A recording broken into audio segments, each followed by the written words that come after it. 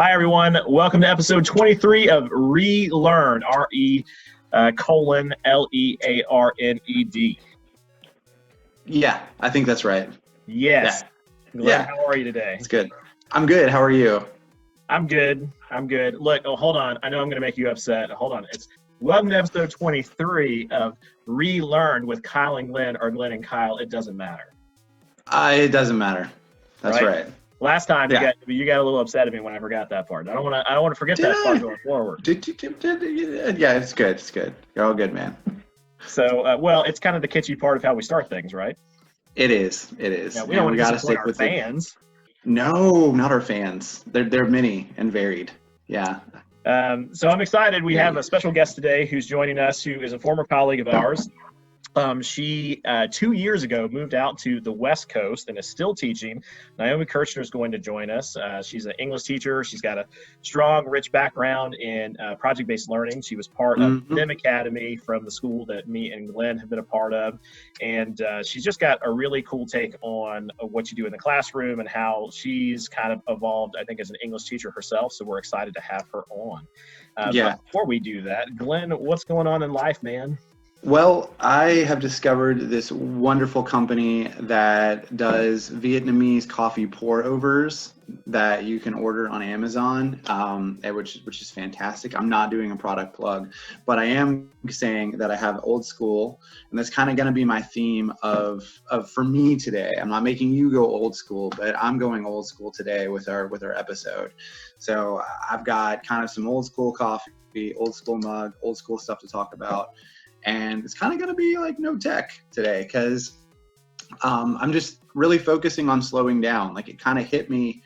We've got a matter of days left, really. I mean, this summer, we've got a matter of days and then this is all over and we're going to be back at work, like whatever work's going to look like. So I just want to really slow down and realize that this might be one of the best seasons of my entire life, like with my daughter, in terms of the time that I get to spend with her and the time that I have spent with her. And just waking up every day, being able to make a cup of coffee in my kitchen and be able to so I've kind of been taking an inventory of the things that have been awesome about all this and literally writing it down. And the list is long. Like there's so many things that have happened that are positive out of all this working experience that might seem like really stressful stuff, and it is. There's just a lot of stuff to be happy about too. Yeah, I agree. It's been a good season, I think, for us too, especially family-wise. Working from home, because my wife works from home too, we get to spend some time together during the day. We're still in our separate spaces most of the time, but it's just like if we want to eat a quick lunch together, we can. Right. If we want to go for a quick 30-minute walk around the neighborhood, we can. There's big pluses to the season that won't come back once things go back to normal, right? Yeah. I mean, yes, I've had my daughter pulling on my arm when I'm leaving students feedback and making strange noises on the audio recording, but I've also had my daughter pulling on my arm making strange noises. Like that's not going to happen, maybe ever again during the work week. That's cool. Yeah, I agree. And, my kind of anecdote today fits along with this unique space and time. Again, I talk a lot about how great the weather has been, thankfully. But one of the things we took advantage of when it got pretty hot the other day was we kind of did this beach day theme, right? So we took some sidewalk chalk and drew a beach and waves, and we brought out every water type toy and device we could imagine, invited my wife's parents over because they've been self-isolating too. So, we only crossed paths really with them. So they came over, we did our sitting 6 feet apart and let our daughter go wild. We played in sand, we, did the water table, did a little bit of everything, but it was just a really nice afternoon, and bringing the vacation to us, so to speak. And it was great.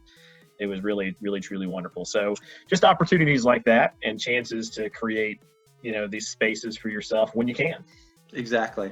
So, exactly. All right. So you said you're going low tech today. So when I say today's digital teaching hack, is it very digital? It's not. It's not. So this is the undigital teaching hack.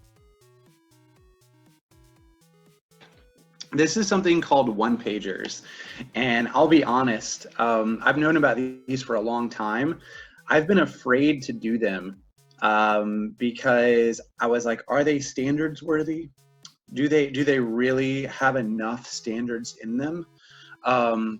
Like, what if the students aren't really reading? What if they're just like kind of hacking it themselves and not really practicing anything that's standards based? And I'm like, you know what?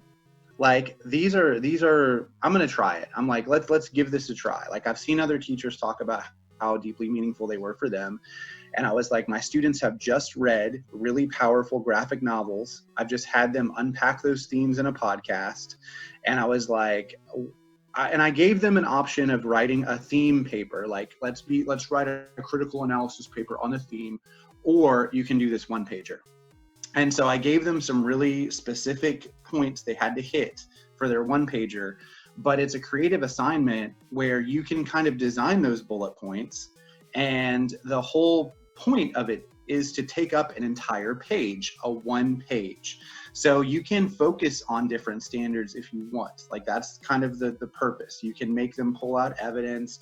You can make them have thematic, like have it work with theme. You can have it work with characterization. You can have it work with different aspects of, I mean, even rewrite a part of it as a poem on your one pager, or you can have, more artistic stuff. But you can even have it be a tic-tac-toe choice board where you pick different elements to put on your one pager. There's a lot of different choice involved with it.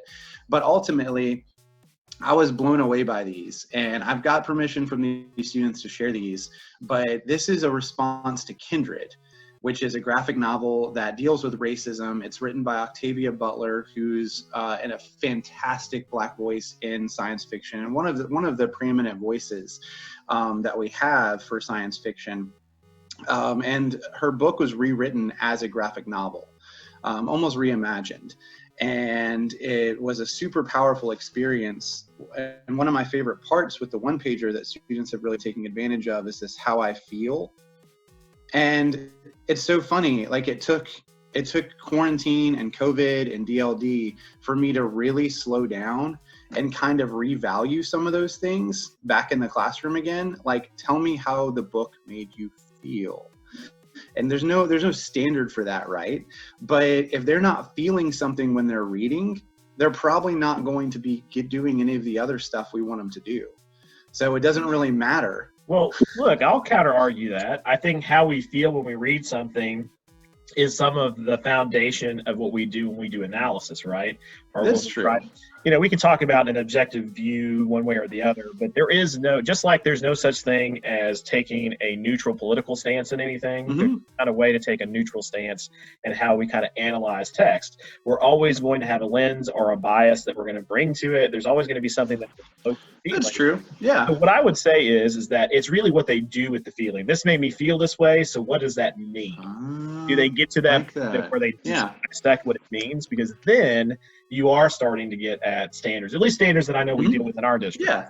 And I think we're both kind of saying the same thing, just differently. And which is one of our strengths for our friendship here. But yeah, like we're friends. Look at some of the things that are pulled out here. Like, she has some of the symbols with the whip. The novel did take place on a slave plantation, but she also has, I love what's over here, kind of dealing with patriarchy and hierarchy. Women below, stay in your place, society's rules, gender roles.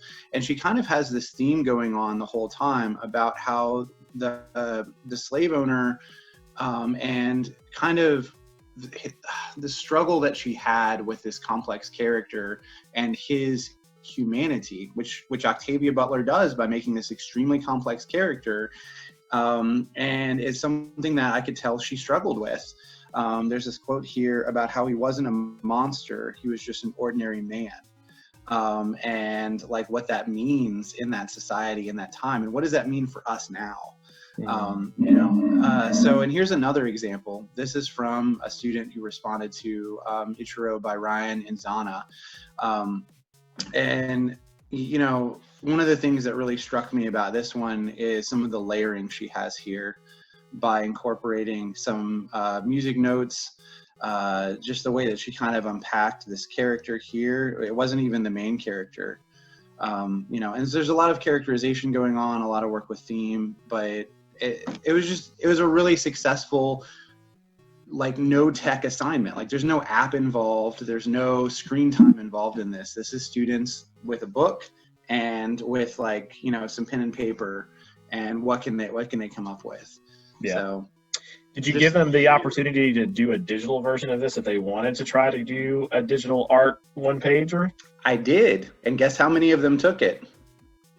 None. Yeah, they probably really love disengaging with the computer right now. Yeah.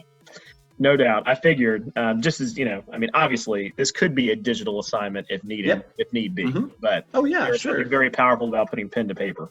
There is. So cool stuff. Just wanted to share.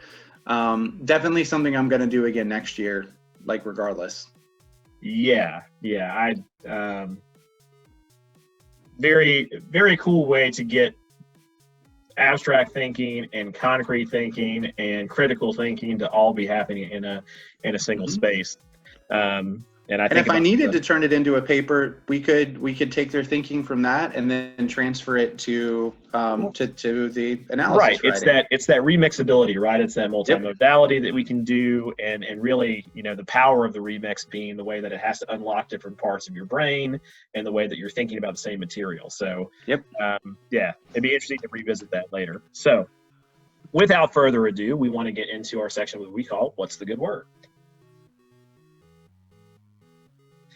So with What's the Good Word this time, we've got a friend of ours, Naomi Kirchner, who is a 9th and 10th grade language arts teacher who happens to be on the West Coast now, but was in Gwinnett with us, I guess about 2 years ago now. So I was on her let's team. Get you on here. For PLC. Hey. Thank you for joining us. Thanks for having me. This is exciting. Very cool to see you again. Yeah, a couple of years. Yeah. Yeah, we've grown beard since then. Yeah, you look like you've reversed age, so you might, be in your early 20s at this point. I don't even know. Well, no, we're excited to have you because this whole show, when we interview, is about perspectives across education, different perspectives. We don't really care what title you've got or necessarily your full background, but we haven't had anybody who happens to be in our network that is also teaching on the West Coast. Not that there's an extraordinary difference, but we thought it would be interesting to get your perspective, especially having been here just a couple of years ago. So, not to mention, not to blow up your head, but you're probably one of the strongest teachers I've ever worked with, as the students would say, no cap. So yeah, it's really great to have you on. Thanks. Glenn's got this really great affinity towards blowing people's egos up, so you just have to roll with it. Make it work. Is really bad with it. So yeah. So let's kind of dive into it. We were talking right before we actually started recording that since you've gone out to the West Coast, you're in a much smaller district now than where you had come from. And my first question kind of centered around that anyway, about what has been different since transitioning to the West Coast to your new district versus your time when you were in Gwinnett here in Georgia. Sure. I am Gwinnett County born and bred. I started there in kindergarten. My mom, my stepmom, and my dad all worked in Gwinnett County for the vast majority of their careers, and then I taught there for 12 years. So going from this district that has so much infrastructure and so many policies and procedures and programs, and it's just huge. I mean, it's 180,000 students, to this teeny tiny city district just outside Portland, Oregon, called Lake Oswego, where you have 7,000 students. And there's 5 people at the district office. So the scale is so different. And so that's been really interesting. And I think this is unique. This is not unique to Lake Oswego. I think this is part of the culture in Oregon in general, but there's just a lot more leeway and freedom for teachers. There's a lot less oversight. We have far fewer standardized tests. Our juniors take the Smarter Balance, sort of federally mandated tests, but we don't have any other state or district standardized tests. So we do have a curriculum guide, but there's just a lot of leeway. And even That's cool. when I first started, I was, peppering my department chair with like, okay, well, what's the policy on final exams? And he was like, whatever you want. I'm like, okay, well, what about like setting up the percentages in the grade book? Whatever you want. Like, well, can I teach this? Well, yeah, whatever you want. Like, so I think I came in a really good position because I had such a strong foundation from Gwinnett County.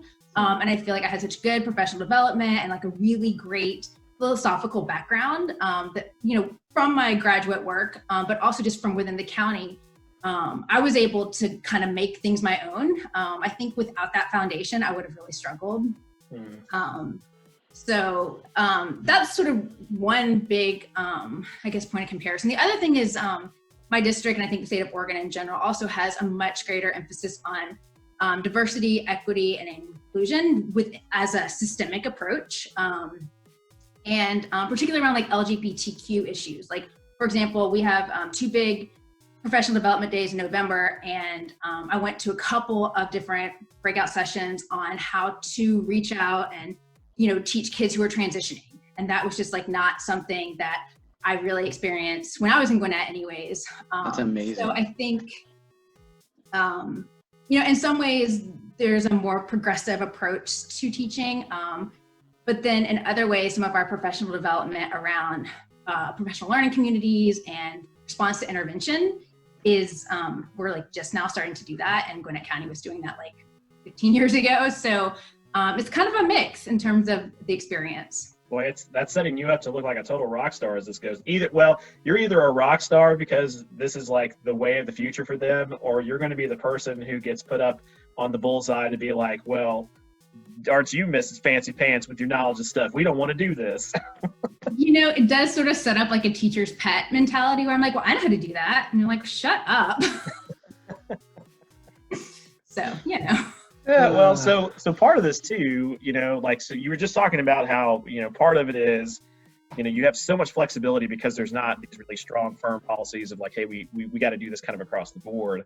And again, off air, we were kind of talking about like today, that's pretty clutch to like really feel like you've got that much independence. There are times where I'm sure it's like, man, I'd love to get off the same page of one other teacher in this area so we can do the same thing and learn from each other. But on a broader scale, especially as the pandemic set in, our district, of course, went into immediate, like broad, how do we handle this, for all our stakeholders? And I imagine your district still had to do the same thing, but with a different mentality. Like how did that kind of go? What was the response like between how your district kind of handled that? Yeah, it was really interesting. I think overall, we've done a really great job. And I think one of the benefits of being small is that we can pivot and, transition pretty easily because there's just fewer moving pieces. So I think that turning a catamaran on the ocean versus a giant cruise ship. Exactly. And we have a really engaged community. I mean, our parents are awesome. So I think that helps too, just having an engaged lots of engaged stakeholders. That being said, we did not have any sort of digital platform. Some teachers were using Google Classroom. Some teachers had no web presence at all.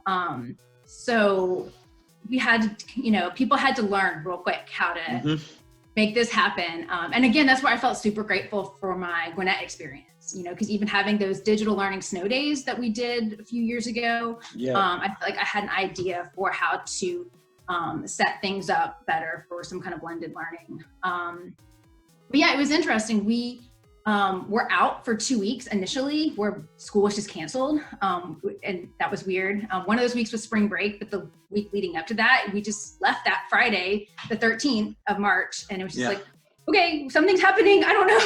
Like the NBA's canceled. This must be serious. I don't know.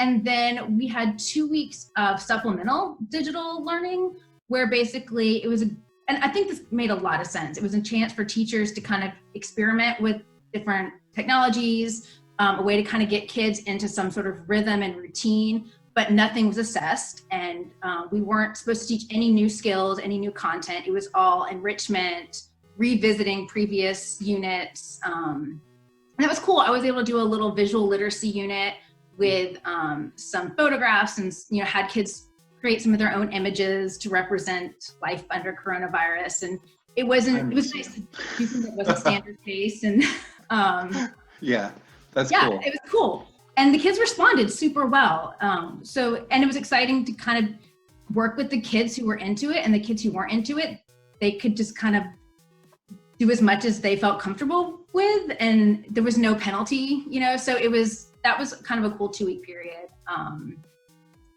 And then once the governor canceled school for the rest of the year, we were like, oh crap, we actually have to teach real school now. So the 2 biggest statewide policies that have affected us is, one, we went to a pass incomplete system. And we're told you can't numerically evaluate anything. Everything has to be feedback and either P for pass or I for incomplete, with the assumption that the incomplete would eventually become a P, unless there was something, really major going on. So I think that was a big paradigm shift for a lot of people. I have loved it. I think it just kind of changed the way you approach grading and approach working with kids. And I think from an equity standpoint, it makes so much sense, because there's so many things we can't control. There's so many things we can't control normally, but especially now, there's so many things out of our control that the difference between an 85 and a 95 just feels really squishier than usual. You're right. It's squishier than usual, but it goes beyond that. I mean, and I've thought this for years now, and me and Glenn have talked about it, why do we do grades anymore? It's not equitable. It creates all these inadequacies and inequities across all kinds of spectrums, whether we're talking about ethnicity, socioeconomic statuses. I agree. Them going to that, while an adjustment for sure, I'm sure for many of the folks, I would have enjoyed it too. I mean, that to me, it's so much more feedback, informative driven, which is what it should be like anyway. Yeah, my job is to help you become better at whatever it is, whether it's reading and writing, or creating, whatever, not to make you feel like you're terrible at it. And, that's what feedback can do, and that's what grades can't. So. Right. I think the problem, I don't even know if this is a problem, but the issue that I'm continuing to see is that we speak grading, and that's what kids have been trained to think about for 12 years. Been trained, and definitely. So I even found myself struggling to be like, I know, but this thing is better than this thing, so why do they get the same there's so many ingrained stories about grading that we have in our heads that it's really hard to shift out of in 3 days. oh yeah and it's how do we know if kids are doing their best? What if they're faking? What if they're, just turning in whatever? And it's there's all these little mental little voices. Well, and here's the rabbit hole we could go down very quickly. We won't. We don't have time, but I mean, you've got the rabbit hole of, it's the comparative culture issue, right? We spend so much time comparing one another to each other versus, are we marking our own growth and setting our own goals, right? Does it matter that Kyle is not as quite a prolific writer as Naomi is, right? Naomi starts on third base, I start on second. That's fine. We're both going to work towards getting to home plate, to leverage this baseball metaphor, because I'm desperately missing sports at the moment. Right. But it's okay if I just get to third. The point is I grew. If third base ends up being my destination, that's okay. But I will feel like a failure if I don't make it home, because I saw Naomi do it, and that's what I've been told I'm supposed to do and have to do. Right. I think you hit it with goal setting and conferring. Yeah, exactly. All right. Anyway, I'm off my little. It's soapbox there. Soapbox. And kind of along those same lines, I think the other big paradigm shift we've had to make is the Oregon Department of Education told us basically each class cannot assign more than 90 minutes of work a week to a kid. And I think, I think that's trying to promote equity and knowing that kids are sharing devices and kids have different levels of bandwidth. And parental support. But I mean, in my class, typically, kids are doing 7 to 8 hours a week of work between time in class and homework. And so paring down a 7-hour week to 90 minutes has been a really interesting pedagogical shift. And it's been good though, because it's forced me to figure out what is the essential thing. Yeah. All this other stuff, what is the essential thing? Yeah. So that was That's cool. The only reason why I'm interrupting is because that filters in with the last question. So the last question I really had for you was like, how has this changed your teaching practice? So by all means, continue, because you were already down that road. But I wanted to kind of point out, like, that's what I was interested in too, is what has shifted about how you operate as a teacher. Yeah, and it's good in some ways, because I think really deciding what is essential is a really important exercise for all of us to be doing. That being said, I feel like it is also forcing me to cut out some of the creative things, the more inquiry-based things, because they're just time-consuming. Things that require more critical thinking have to be really narrowed down. And so in some ways, I feel like there's a little bit of a loss there, because if we're just doing the essentials, it feels a little bit like back to basics, and like that's not where my heart is really.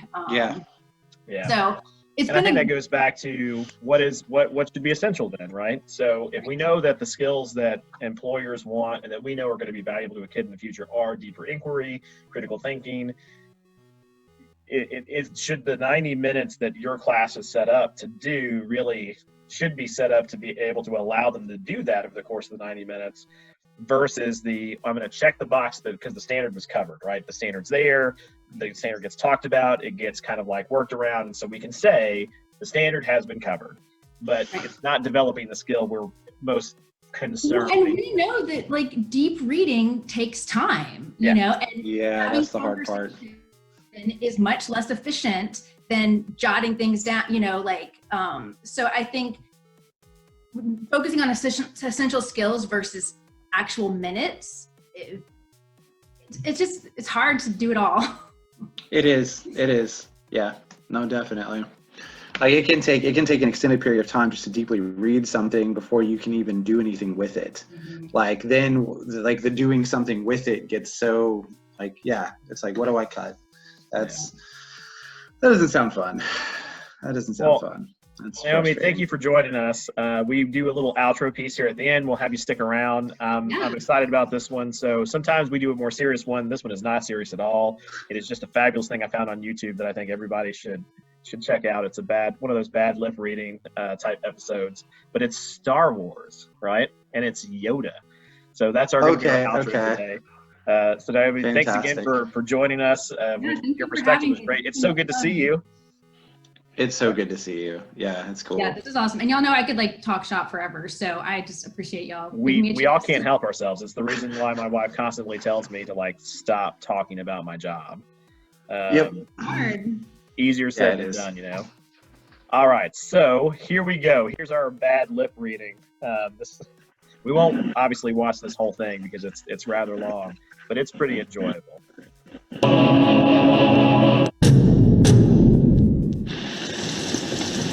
Penny for your thoughts.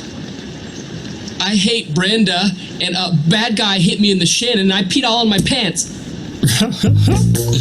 Snuffle a little music, can't help. Rockin' and rollin'. Down to the beach I'm strolling. But the seagulls poking my head, not fun. I said, seagulls, stop it now.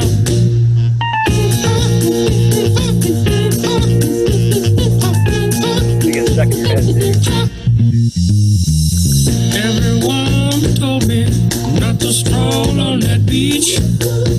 Said seagulls gon' come, hook me in the coconut, and they did. And they did. And me good. And the coconut.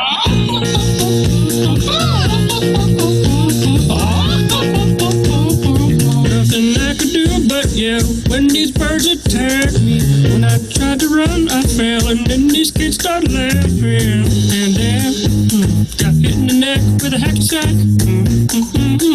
Where'd it come from? Okay. Where did that come from? I can be a backpack while you run, jump, and stop. Put me down. All right, so what a delight that is, right? That's really weird. Yeah. Things you can find on the internet to entertain yourself for hours on end. So anyway, that's our outro for today. Thank you everybody for continuing to watch Relearn with us. Naomi, again, thank you so much for joining us. We'll see all of you guys out there. Stay safe and stay healthy. You can find me on Twitter at Prof Jones. And I'm at gchant668. All right, And I'm folks. private on the internet, so don't try to find me. Good. So Yeah. true. Yes, absolutely true. Don't try to find Naomi on the internet. All right. Bye, everybody. Bye, y'all. Bye.